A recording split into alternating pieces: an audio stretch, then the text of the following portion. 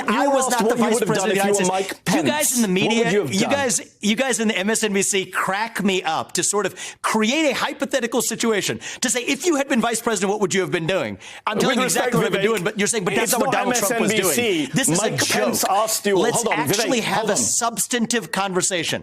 Do you want to have a substantive conversation about what should have happened, or do you want to play a game of gotcha? Because you have the choice. The choice is yours. Do you actually want to have a substantive conversation? If you do, I'm down to do it. A few moments later.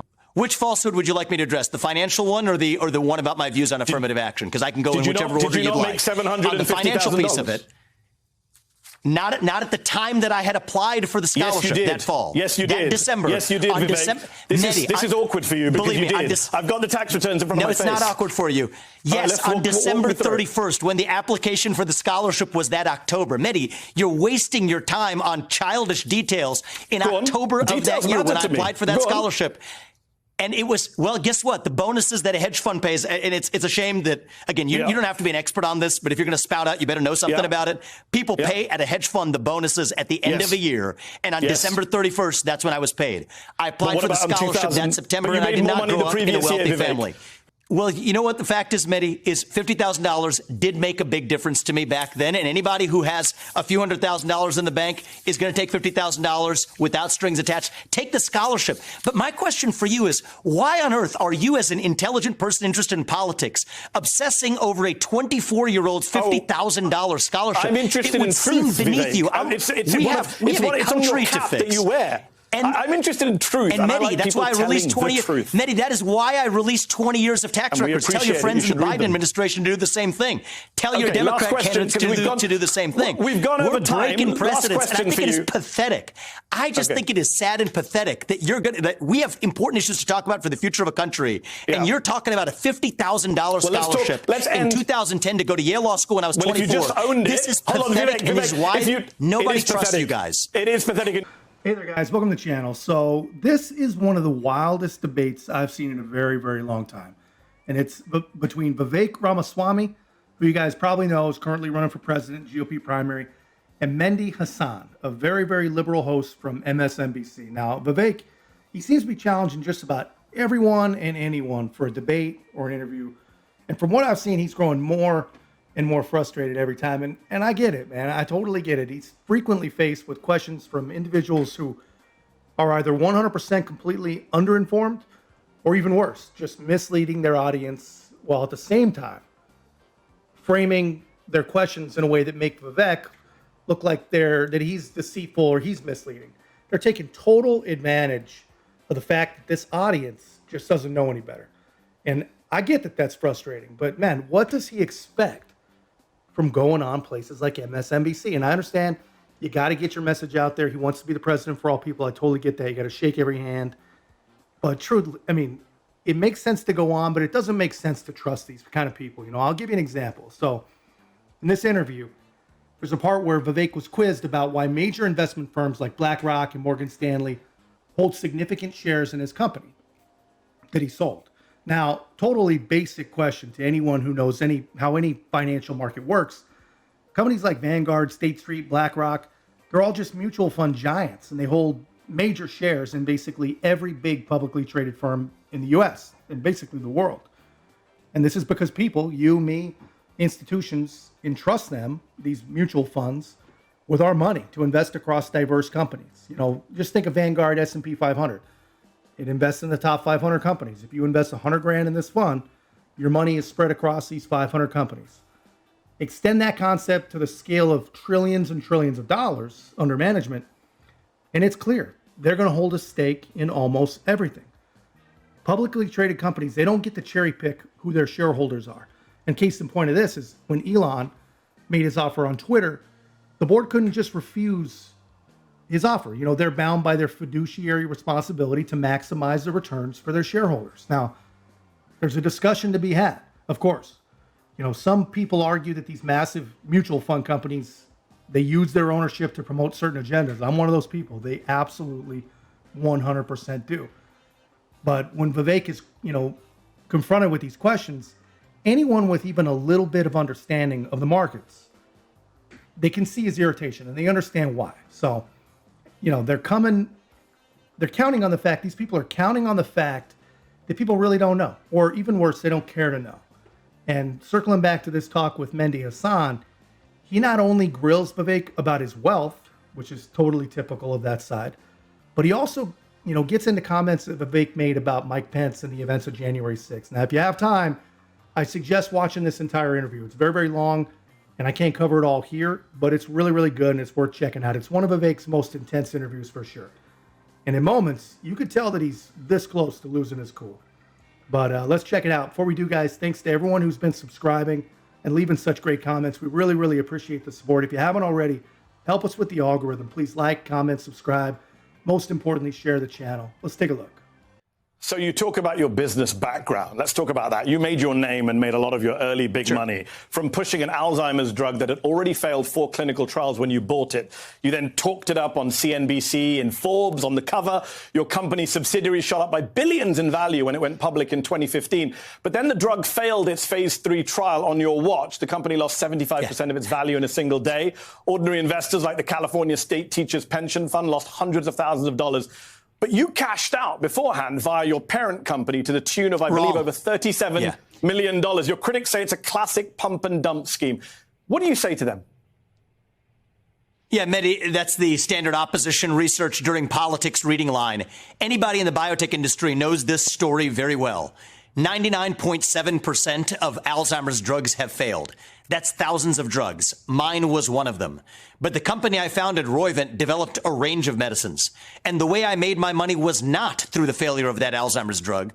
This is one of the pieces of misinformation from opposition research. I could have sold shares in that subsidiary Alzheimer's company, but didn't. So the person who was hurt by that was me. Hold on. But you say this a lot, but you did sell shares in Royvent, and you made $37 million. And Mendy, $37 million. Mendy, I think you owe it to your audience. Mendy, I think you owe it to your audience to be accurate. That is shares in a different company, not Axelvant. And those shares that I sold are worth, and those shares are worth dramatically more today. So I would have made more money had I held on to those shares. So let's break this ridiculous stuff down. So this is the farthest thing from a pump and dump that's even possible. So you're all obviously smarter than anyone who's watching MSNBC, but we'll break it down just a little bit. So imagine you're Vivek and you start a company called Royvent. Now, the company's main job was to birth smaller companies that each have their goal of developing drugs for different illnesses. Now, each of these small companies just focus on one specific drug. So, for example, they talk a lot about this Axelvant, which was a subsidiary under the parent company, which was developing an Alzheimer's drug. Now, developing drugs, it's not a walk in the park. It's high stakes. And most drugs, they fail during the development phase. That's why everything's so expensive. But anyway, if by chance one succeeds, the returns are astronomical. So the nature of this industry is just they invest millions, hoping to make billions if a drug hits the market. So, it's that simple. And Vivek's strategy was actually pretty unique. He believed that some of the drugs shelved by the big pharmaceuticals like Pfizer, they still had potential. So they just needed a little more nurturing, a little more development. So he attracted investors. He raised a ton of capital to give the forgotten drugs just one more shot. Fast forward a bit. So Axelvant's drug for Alzheimer's, it didn't make the cut. That was a hit, not only for the investors, but also for Vivek. But if you remember, he owns the parent company, and it owned a bunch of mini companies, not just this Axelvant. So while Axelvant was a setback, other companies under the bigger umbrella, they had potential.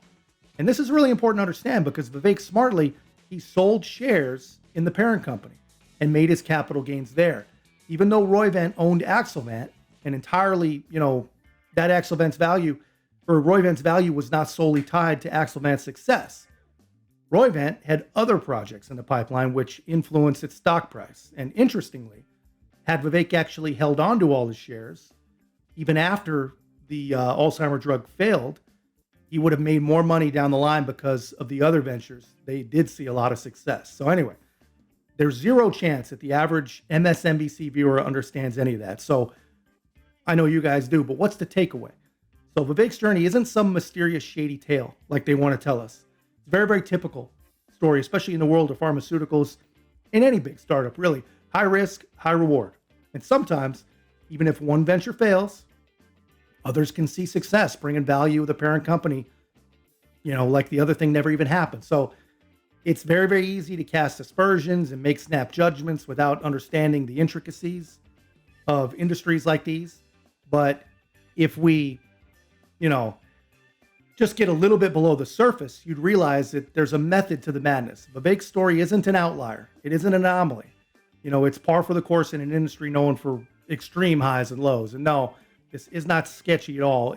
This is just how that business works. Don't believe what the opposition research purveys through it's the media. It's not opposition research. We looked at your tax returns, which you very kindly have released. Yeah, exactly. And you made voluntarily released because I want to be transparent. You made 300 grand in 2014 on capital gains. In 2015, after the IPO of this Axelvant, you made $37 million in capital gains. Yet others didn't make that kind of money. After Mendy, give me a break. After Royvent, the multi-billion-dollar business that developed 40-plus medicines, yes, I sold shares in that. And that business, if I may actually allow you to know how I made my money, developed 5 FDA-approved therapies that are now FDA-approved today. After you sold one the of them is a life-saving therapy in kids. When you were CEO, Another were one. they? They were FDA. Actually, over the time that I developed them, we took them all the way through phase 3, and then we did a $3 billion deal that actually they were approved a year and a half later after you sold the company. Yeah, so Mendy, I'm not going to fault you for not knowing the first thing about biotech because that's not your job. But getting through phase 3 is the final stage of clinical testing before you hand in the application. Yes, my company did a $3 billion deal that actually did make money for those shareholders. And so dude, Mendy is without a doubt, he's trying to play his audience, right? He knows that there's zero chance that they know how any of this stuff works. So here's what Vivek is getting at. His company developed 5 FDA-approved drugs and pushed them through phase 3 trials. Now, after the trials, it's mostly about navigating the paperwork and all the regulatory stuff before you finally get the green light and people can actually take it. So Vivek, he decided to sell them at this point, and that rationale makes a lot of sense. And a lot of companies do this. You monetize your efforts after all the major hurdles of drug development. And, you let some other company handle all the marketing and all the distribution, which is a whole different ballgame. The developing and the sales in any business, whether it's missiles or whatever, cars, they're totally different sides of the same coin. So now Mendy, he seems to think he can pull one over on his audience and over on us. And I'm sure that his audience, he absolutely can. Hinting there's something shady about this approach, I'm sure is going to send his audience, just get their confirmation biases just cracking. But in reality, this is just normal. This is a normal business, especially in the startup world. So Mendy's comments about $37 million from Axelvant is way, way out of context. Vivek made that amount, not just from Axelvant, but from selling shares in the parent company that owned not just Axelvant, but a bunch. So Vivek never sold shares directly in the Alzheimer drug. In fact, he's the one, he even took a hit on that venture. And it's amusing to watch these narratives when you actually understand even a little bit how this all works. And while I doubt, I'm confident that Mendy does not lack this understanding. He knows exactly how it works, exactly what's going on, but he's banking on the fact that his viewers don't. And that's what's really frustrating about this whole situation. It's frustrating to watch, so I can only imagine it's got to be close to driving Vivek literally out of his mind. So, yes, I have built, Royvent's a publicly traded company, nearly $10 billion public company today that I built as the sole founder from scratch as one of several companies that I've built. So, yes, I have a business record that I'm proud of and will equip me to lead this country. You mentioned stage 3 trials. The Alzheimer's drug failed it after you did a lot of touting of it. You say 99.7% failed. You never said that at the time. Do you have any regrets about how you hyped that drug? I did say that. CEO of Royvent said this week that you hyped the drug. Do you regret hyping it? We did not hype the drug. To the contrary, actually, one of the things that I've found this week. Well, I can't speak for what is or isn't. I haven't read any article that you're quoting, so I don't exactly know what you're referring to. The fact of the matter is, though, I have been transparent at every step of the way. Everyone who is in the biotech industry knows that Alzheimer's disease is the graveyard for medicines. But I still think it's an important area of need. And I'll say this, Mendy, is, you know what? If I serve for 2 terms, I'm still going to be in my 40s when I leave the White House. it is a personal passion of mine to come back and see if Alzheimer's disease hasn't been cured. I do want to play a role in still delivering treatments and cures for that disease. And people who don't take risks, don't achieve meaningful impact, the medicines that I did develop, I'm proud of. And you don't get there without having a number of medicines that you test along the way. And the other thing I will say is our success rate under my watch was higher than probably nearly 99.9% of biotech startups in the last decade. So, yeah, I stand by that record. I'm not afraid of taking risks. That's part of the American spirit. Well, technically, the successes were a year and a half after you sold the company. But we'll get bogged down. Let's talk politics. Mehdi, that's dead wrong. And I would sorry to say you're embarraing yourself in front of anybody who knows anything about biotech for knowing that phase 3 trials are the final stage. Okay. The final stage, the FDA phase 3 studies succeeded. So you're barking up the wrong tree, but we can continue to move on. Let's talk politics. Politics. So, watching him, man, it's like the guy's putting on a show, especially when he's talking capital markets. In front of anyone who actually knows even a little bit about what he's talking about, he's making a complete fool out of himself. He's trying real hard to catch Vivek out, but all he's doing is criticizing him for being a true entrepreneur. Here's the thing. Entrepreneurs stumble. They fail sometimes. They fail more times than they succeed. So I don't understand this failed businessman narrative that they use on both him and Trump. Having failed does not make someone a failure. And all these people that consider them failures, how do you explain the billions of dollars that they have made and the millions of jobs that they have given? And the scholarship thing, come on, seriously. If someone's offering you free cash, even if you're rolling in it, someone wants to pay for your school, who would not take it? Anyone in their right mind? In fact, this argument from the left makes no sense. They're the ones who want you and me to pay for their school. So why are they giving him a hard time for someone paying for his? And with that, this is the Trump treatment. This is all this is. It's the Trump treatment, only it might be even a little bit rougher. It's almost like the media may have actually learned a lesson or two. We do. We want to talk lots of stuff. Sure. You're an advocate, your critics say, of fantasy politics, of magical thinking. They say you propose stuff that can't be done. For example, you said on Meet the Press the other week that if you had been in Mike Pence's place on January the 6th, you would have insisted on first passing a bill that night to bring in single-day voting on Election Day with paper ballots. That's inaccurate. Government-issued I never ID. said that night. I never said that night. What you would have done on January the 6th, and you said I would have done this, and the next day I said what I would have done differently is that I was precise about the period between, and this is still ambitious, I will admit, but at least let's get my view correct. It is ambitious. Between November 4th and January 6th, I think it was an opportunity for heroism. So just to set the record straight, he didn't lay out a specific timeline for his plans or when they'd start. He basically said that to prevent something like January 6th, he'd have worked to push legislation through the Senate. Now, as president of the Senate, he wouldn't technically introduce the bill himself, but he could rally the party to get behind it. And we've seen this play before. Kamala Harris is vice president. She spearheaded the voting rights effort. That didn't happen. That didn't go through, but she was involved in it. Mainstream media, especially the liberal side, which is pretty much all of it, they took his words out of context, and they did it on purpose. They made it sound like he doesn't get how government functions, suggesting that he thought the VP could directly introduce Senate legislation. Now, that's not 100% accurate. Obviously, let's be real. The VP and the president, they're not just sitting around waiting when it comes to driving the legislative agendas. It is not at all uncommon for the executive branch. They pitch ideas all the time that the legislative branch then refines, then turns into bills. So this narrative that the VP or president has no sway over legislation is 1,000% misleading. They oversimplify Vivek's point on purpose. They do this on purpose. Said it every step. Let's play the clip, guys. Do we have the clip? I've said this in countless forums. Have a listen to the clip.